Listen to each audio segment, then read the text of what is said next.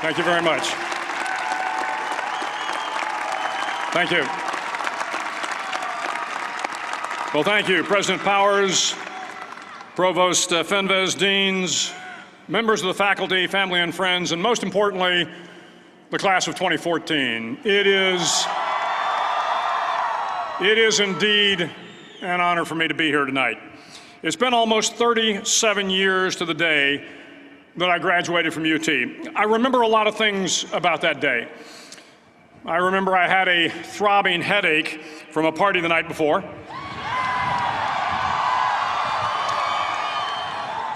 I remember I had a serious girlfriend, who I later married. That's important to remember, by the way.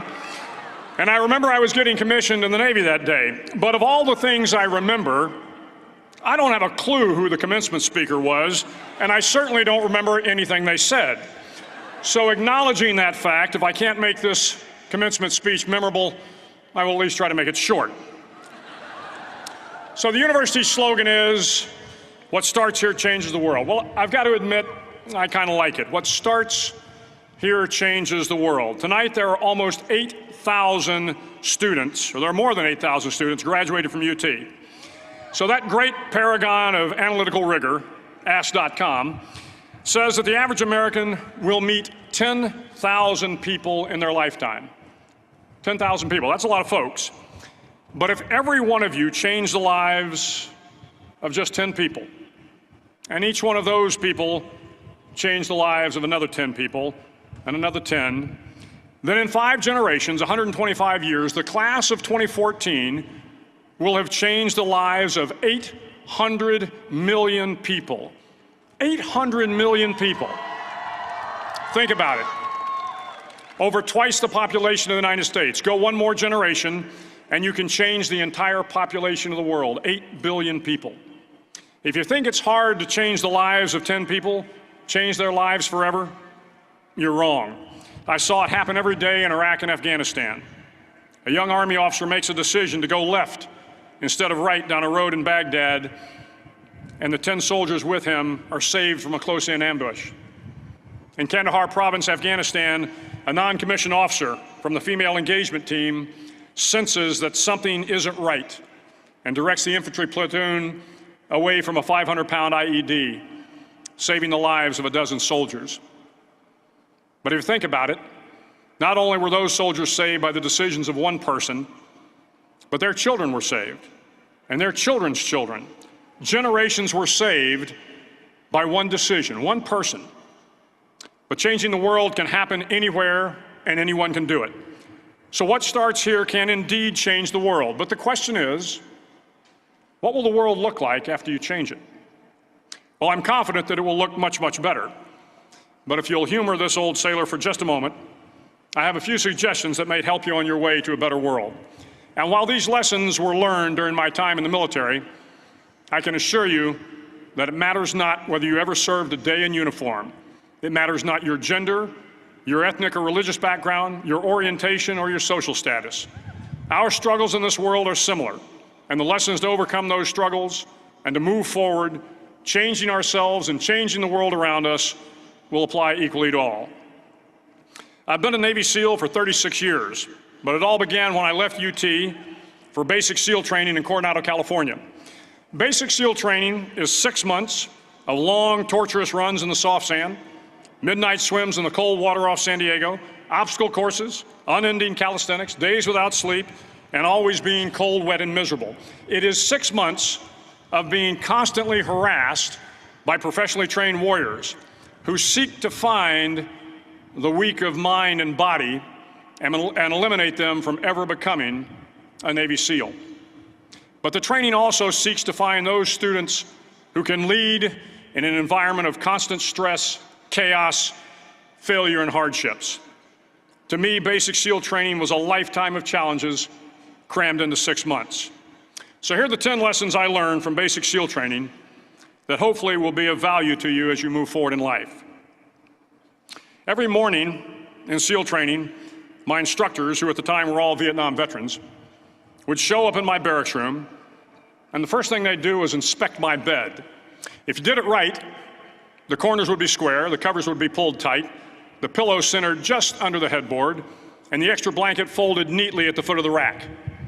It was a simple task, mundane at best, but every morning we were required to make our bed to perfection. It seemed a little ridiculous at the time, particularly in light of the fact that we were aspiring to be real warriors, tough, battle-hardened SEALs. But the wisdom of this simple act has been proven to me many times over. If you make your bed every morning, you will have accomplished the first task of the day. It will give you a small sense of pride, and it will encourage you to do another task, and another, and another. And by the end of the day, that one task completed will have turned into many tasks completed. Making your bed will also reinforce the fact that the little things in life matter. If you can't do the little things right, you'll never be able to do the big things right. And if by chance you have a miserable day, you will come home to a bed that is made, that you made. And a made bed gives you encouragement that tomorrow will be better. So if you want to change the world, start off by making your bed. During SEAL training, the students are all broken down into boat crews. Each crew is 7 students, 3 on each side of a small rubber boat, and 1 coxswain to help guide the dinghy. Every day, your boat crew forms up on the beach and is instructed to get through the surf zone and paddle several miles down the coast. In the winter, the surf off San Diego can get to be 8 to 10 feet high, and it is exceedingly difficult to paddle through the plunging surf unless everyone digs in. Every paddle must be synchronized to the stroke count of the coxswain. Everyone must exert equal effort, or the boat will turn against the wave and be unceremoniously dumped back on the beach. For the boat to make it to its destination, everyone must paddle. You can't change the world alone. You will need some help. And to truly get from your starting point to your destination takes friends, colleagues, the goodwill of strangers, and a strong coxswain to guide you. If you want to change the world, find someone to help you paddle. Over a few weeks of difficult training, my SEAL class, which started with 150 men, was down to just 42. There were now 6 boat crews of 7 men each. I was in the boat with the tall guys, but the best boat crew we had was made up of the little guys, the Munchkin crew, we called them. No one was over 5'5". The Munchkin boat crew had 1 American Indian, 1 African American, 1 Polish American, 1 Greek American, 1 Italian American, and 2 tough kids from the Midwest. They out-paddled, outran, and outswam all the other boat crews. The big men in the other boat crews would always make good-natured fun of the tiny little flippers the Munchkins put on their tiny little feet prior to every swim. But somehow these little guys from every corner of the nation and the world always had the last laugh, swimming faster than everyone and reaching the shore long before the rest of us. SEAL training was a great equalizer. Nothing mattered but your will to succeed, not your color, not your ethnic background, not your education, not your social status. If you want to change the world, measure a person by the size of their heart, not by the size of their flippers. Several times a week, the instructors would line up the class and do a uniform inspection. It was exceptionally thorough. Your hat had to be perfectly starched, your uniform immaculately pressed, your belt buckle shiny and void of any smudges. But it seemed that no matter how much effort you put into starching your hat or pressing your uniform or polishing your belt buckle, it just wasn't good enough. The instructors would find something wrong. For failing the uniform inspection, the student had to run, fully clothed, into the surf zone, then wet from head to toe, roll around on the beach until every part of your body was covered with sand. The effect was known as a sugar cookie. You stayed in the uniform the rest of the day, cold, wet, and sandy. There were many a student who just couldn't accept the fact that all their efforts were in vain, that no matter how hard they tried to get the uniform right, it went unappreciated. Those students didn't make it through training. Those students didn't understand the purpose of the drill. You were never going to succeed. You were never going to have a perfect uniform. The instructors weren't going to allow it. Sometimes, no matter how well you prepare or how well you perform, you still end up as a sugar cookie. It's just the way life is sometimes. If you want to change the world, get over being a sugar cookie and keep moving forward. Every day during training, you were challenged with multiple physical events: long runs, long swims, obstacle courses, hours of calisthenics, something designed to test your mettle. Every event had standards, times you had to meet. If you failed to meet those times, those standards, your name was posted on a list, and at the end of the day, those on the list were invited to a circus. A circus was 2 hours of additional calisthenics, designed to wear you down, to break your spirit, to force you to quit. No one wanted a circus. A circus meant that for that day, you didn't measure up. A circus meant more fatigue, and more fatigue meant that the following day would be more difficult, and more circuses were likely. But at some time during SEAL training, everyone made the circus list. But an interesting thing happened to those who were constantly on the list.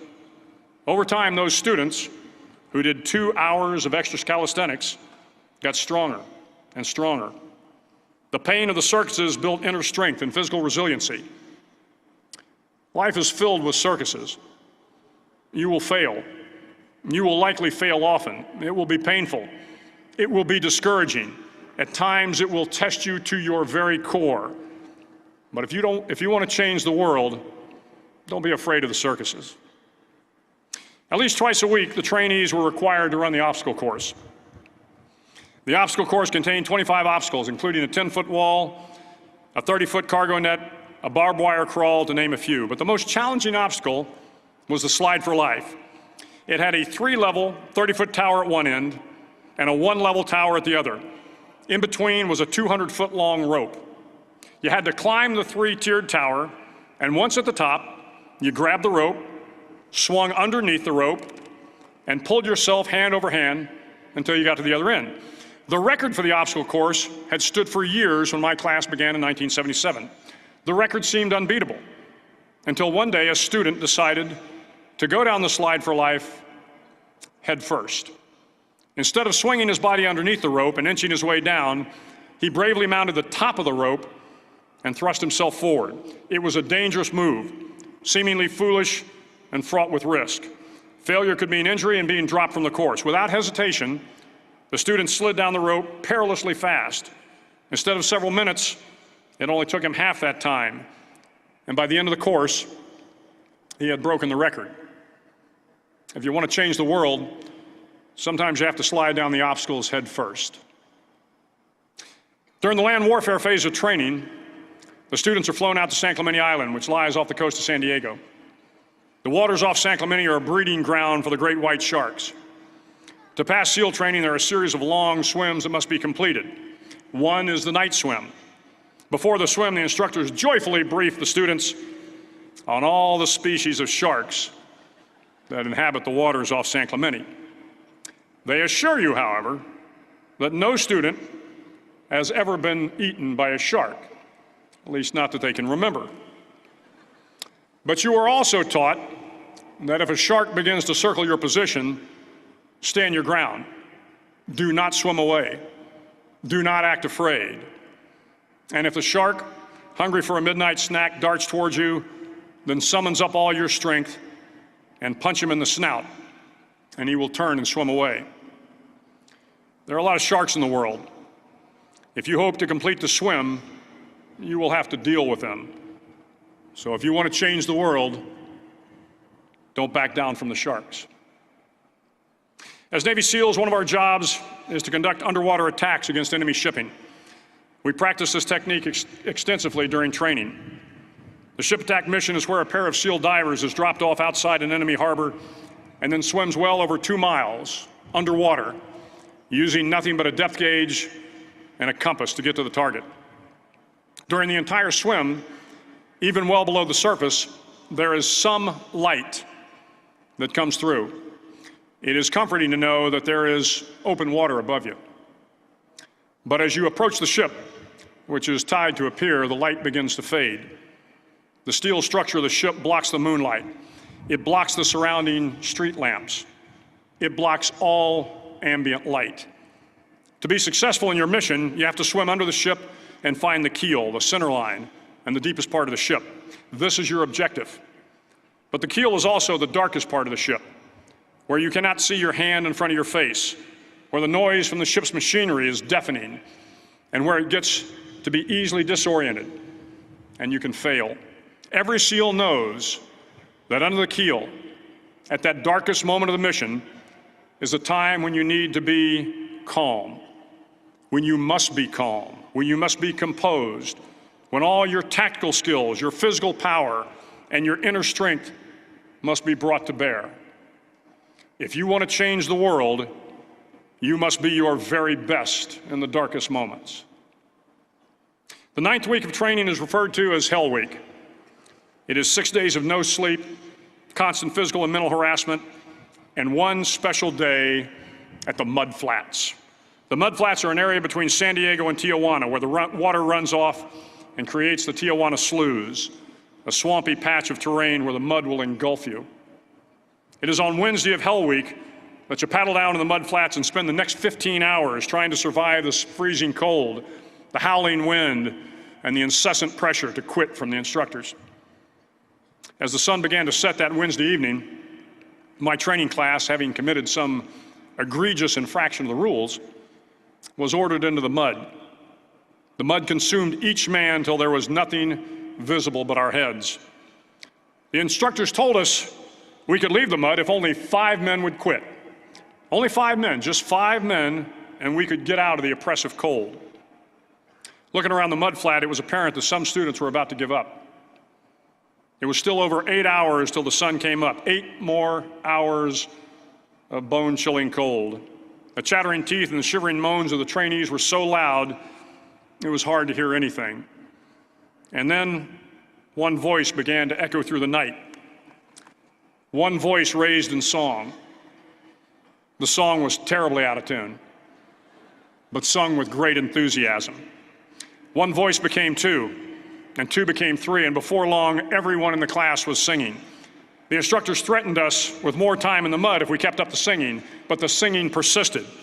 And somehow the mud seemed a little warmer, and the wind a little tamer, and the dawn not so far away.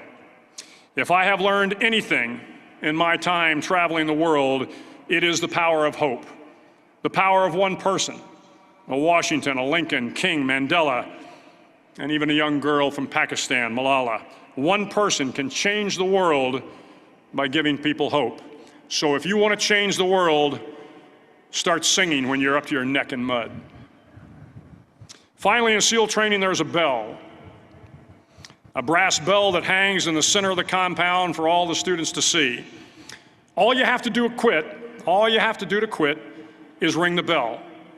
Ring the bell, and you no longer have to wake up at 5 o'clock. Ring the bell, and you no longer have to be in the freezing cold swims. Ring the bell, and you no longer have to do the runs, the obstacle course, the PT, and you no longer have to endure the hardships of training. All you have to do is ring the bell to get out. If you want to change the world, don't ever, ever ring the bell. To the class of 2014, you are moments away from graduating, moments away from beginning your journey through life, moments away from starting to change the world for the better. It will not be easy, but you are the class of 2014, the class that can affect the lives of 800 million people in the next century. Start each day with a task completed. Find someone to help you through life. Respect everyone. Know that life is not fair and that you will fail often. But if you take some risks, step up when the times are the toughest, face down the bullies, lift up the downtrodden, and never, ever give up. If you do these things, the next generation and the generations that follow will live in a world far better than the one we have today. And what started here will indeed have changed the world for the better. Thank you very much. Hook 'em horns.